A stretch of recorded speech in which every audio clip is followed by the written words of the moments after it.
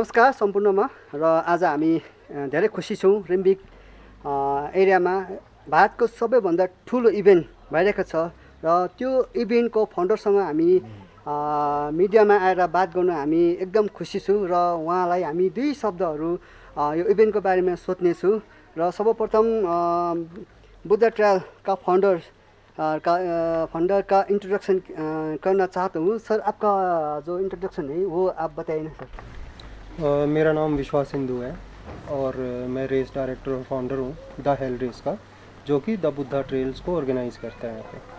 तो basically the hell race हमारी company का नाम है जो डिफरेंट इवेंट्स ऑर्गेनाइज़ करता है ऑल ओवर इंडिया में, और उसमें से बुद्धा ट्रेल्स हम रिम्बिक में ऑर्गेनाइज़ करते हैं। Okay, thank you. Buddha trail क्या है सर? बुद्धा ट्रेल एक माउंटेन ट्रेल रनिंग इवेंट है जो कि ITRA से सर्टिफाइड है। तो इसमें 3 डिफरेंट कैटेगरीज हैं, 12 किलोमीटर, 30 किलोमीटर और 65 किलोमीटर। और इसका नाम बुद्धा ट्रेल इसलिए पड़ा है क्योंकि जब हम संदकपुर रिज के ऊपर जाते हैं, संदकपुर से फालूद रिज पे जाते हैं, तो वहाँ पे स्लीपिंग बुद्धा दिखता है। कंचनजंगा को हम स्लीपिंग बुद्धा के उससे करते हैं, तो इसलिए इसका नाम द बुद्धा ट्रेल पड़ा। Okay, thank you. और रिम्बिक में बुद्धा ट्रेल होना क्यों ज़रूरी है सर? देखो, जब हमने शुरू किया था इसको, जी सर, तो उस टाइम पे हमारा यही सोचना था कि एक्चुअली अगर द हेल रेस के इवेंट्स को देखोगे तो वो थोड़े से रिमोट एरियाज़ में होते हैं। उसके ऑब्वियसली कई रीज़न है, क्योंकि एक तो जिस तरह की ट्रेल्स हमें चाहिए होती हैं, थोड़ा भीड़ भाड़ से दूर, थोड़ा अनएक्सप्लोर्ड जगह है वो।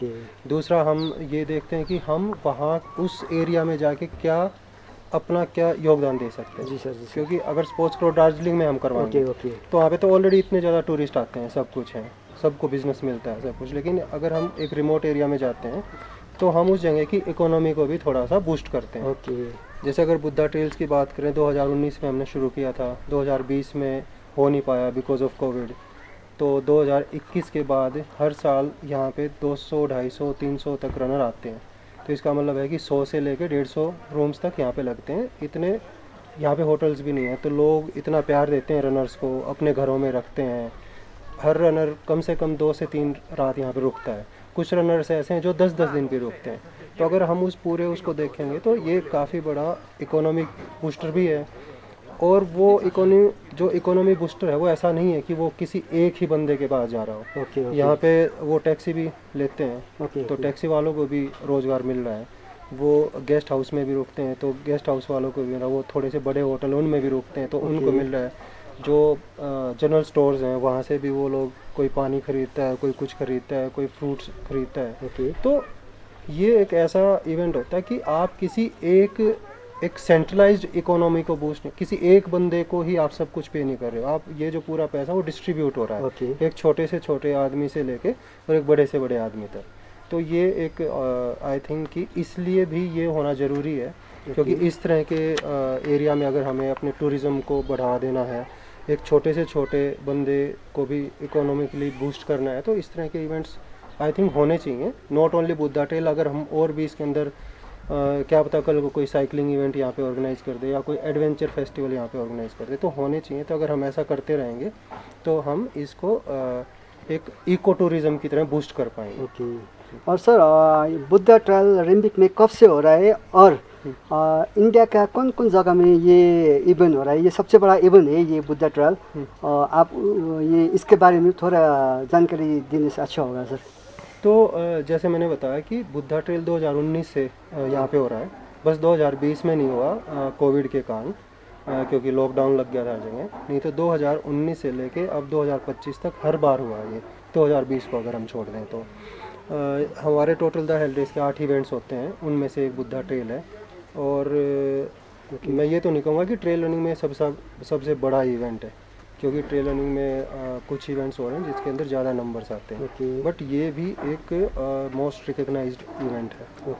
और यहाँ की सबसे बेहतरीन बात क्या है कि जो यहाँ के जो लोकल रनर्स हैं वो इतने अमेजिंग हैं और वो बहुत ही हाई लेवल पे परफॉर्म करते हैं। और इनमें से शायद 3 या 4 रनर्स तो जो यहाँ से निकले हैं, जब से बुद्धा ट्रेल स्टार्ट हुई है, फिर उसके बाद जो रनर्स निकले हैं वो इंडिया की टीम के अंदर सिलेक्ट हुए हैं। तो ये एक बड़ी बात है, एक छोटे से गांव से आप जहाँ पे केवल 6-7 रनर ही इंडिया को रिप्रेजेंट करते हैं, उसमें 3 से 4 मतलब आधे से ज़्यादा रनर हम इस छोटी सी जगह से निकालते हैं। सर इस टाइम में आपका जो रनर्स कितना है, जो रिम्बिक से सन्दकपू फालुट बाया और रिम्बिक आने से जो रनर्स है कितना टोटल कितना है सर? तो टोटल 280 के आसपास रनर होगा। सबसे ज़्यादा नंबर है 65 किलोमीटर में जो सन्दकपू जाएंगे। तो ऑलमोस्ट 125 रनर उसके अंदर हैं। 100 रनर 30 किलोमीटर में होंगे और शायद 60 रनर के आसपास 12 किलोमीटर। तो 12 किलोमीटर बेसिकली सबसे छोटी कैटेगरी है और उसमें ज़्यादातर लोकल होते हैं, जिनके लिए कहें तो हमें एक इंट्रोडक्शन है कि आप स्टार्ट कीजिए यहाँ से, फिर आप आगे बढ़िए।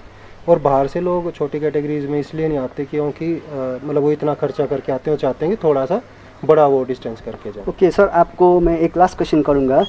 और बुद्धा ट्रेल और रिम्बिक नेचर गाइड को आप सजेशन क्या देना चाहिए जो पहले था और आज से और कल कैसे करना चाहिए, और ये सजेशन आप रिम्बिक नेचर गाइड को कैसे आप देखते हो, कैसे आप उसको सजेशन देना चाहिए सर? देखो, जब से ये रेस शुरू हुई है तब से ही जो रिम्बिक नेचर गाइड है एसोसिएशन है वो हमारे साथ जुड़ा हुआ है। और मैं ऐसा समझता हूँ कि बगैर उनकी सपोर्ट के और बगैर लोकल सपोर्ट के ये इवेंट पॉसिबल ही नहीं है।